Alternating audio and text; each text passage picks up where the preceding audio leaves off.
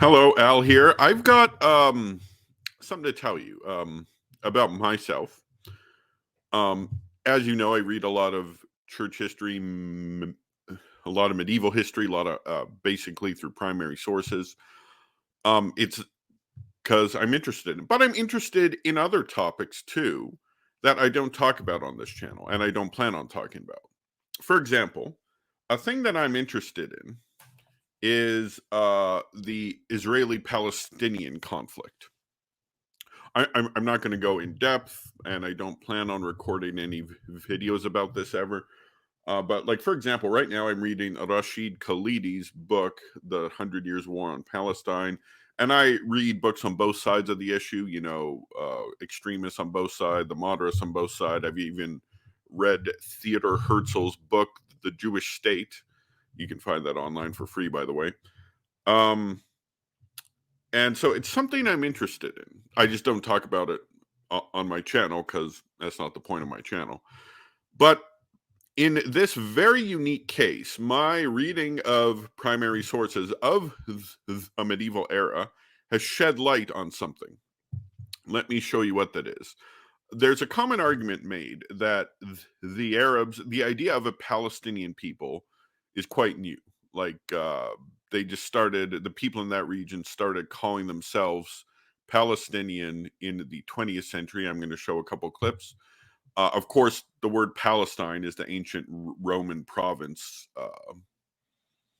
of that area after they changed the name from Judea to Syria, Palestina, after the Bar Kokhba revolt. But supposedly there's not been a people that are Palestinian until the 20th century. I'm going to just show some clips about this. Palestinians prior to the wait, here we go. Nobody called themselves Palestinians prior to the 20th century, and almost nobody did prior to the Six-Day War.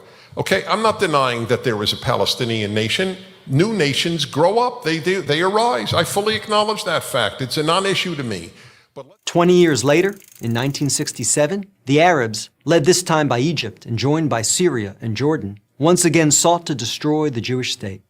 Okay, off topic, this is so dishonest. Sought to destroy the Jewish state. The truth is, Israel started that war. And so he carefully doesn't say that. He's like, oh, they sought to destroy the Jewish state, whatever that means, and puts the arrows going at Israel, whereas the arrows should have been going out. But yeah, I won't dwell on that too much because that's not the point of my video. The 1967 conflict, known as the Six-Day War, ended in a stunning victory for Israel. Jerusalem and the West Bank, as well as the area known as the Gaza Strip, fell into Israel's hands. The government split over what to do with this new territory. Half wanted to return the West Bank to Jordan and Gaza to Egypt in exchange for peace. The other half wanted to give it to the region's Arabs, who had begun referring to themselves as the Palestinians, in the hope that they would ultimately build their own state there. Neither initiative got very far. A few months later, the Arab League... Okay, all right, so we're done. So the point is, the Palestinian people are a 20th century invention sometime around the Six-Day War in 1967. All right, just pause for a second. Now, of course, not long ago, I was reading a primary source on medieval Europe. I was trying to learn about the 100 Years' War. And so there's a book here called Geoffrey the Baker, the Chronicle of Geoffrey the Baker. And he chronicles what happened during the lives of Edward II and Edward III. Stuff like the war with Scotland. And then, of course, Edward III is the king that starts the 100 Years' War, which is part of history I'm really interested in. And there's important stuff for church history there, too, because the church is constantly trying to broker peace and stuff like that. But, of course, you guys know in 1340s, there's a huge plague in Europe. And I'm going to read a portion of this.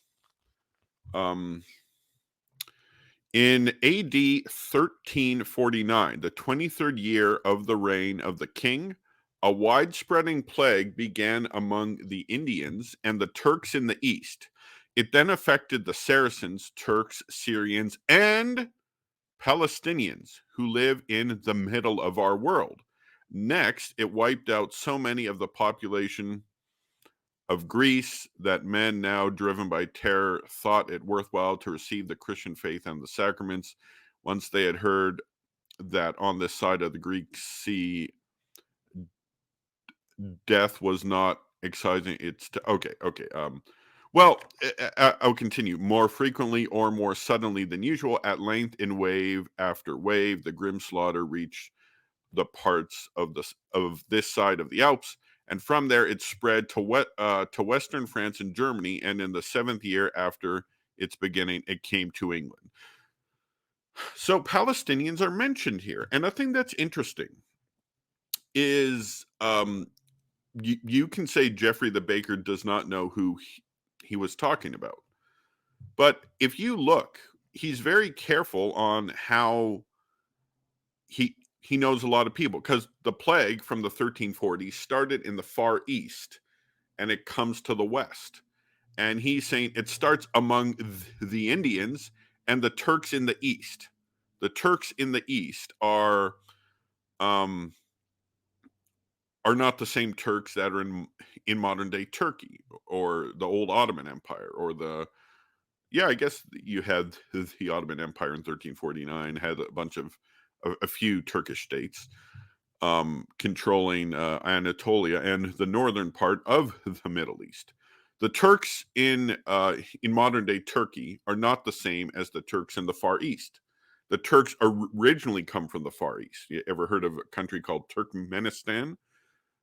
Those were like the original Turks, right? And then they moved and they adopted certain customs, but they're still Turks. So it says among the Indians and the Turks in the East. So it starts in the Far East, then it comes closer. Saracens, Turks, Syrians, Palestinians. This is in the Middle East and Asia Minor. Then it goes to Greece next, right? Then France, then Germany, and then it gets to England. He's talking about how it's coming east. And all these people are true people. The Saracens were from Arabia, the Turks, obviously in Anatolia, the Syrians in Syria, and the Palestinians in geographic Palestine. So, so the Palestinians as a people are mentioned, and this chronicle was written in the 14th century. So it's not true that it's kind of like a modern 6-day war thing. Obviously, there were a Palestinian people prior to there. And I, since this is a translation, I looked up the Latin, and the Latin clearly says Palestinos. So it's obviously referring to the Palestinian people. It's not a mistranslation. And so that's just something I noticed. I don't accuse those people of being dishonest, because let's face it, I doubt the average person who researches on the Israeli-Palestinian conflict has read the Chronicle of Jeffrey the Baker. But I have, so being the big nerd that I am. So so that's just something I found, and think of it what you will. And I hope you enjoyed this piece of information, and God bless all of you.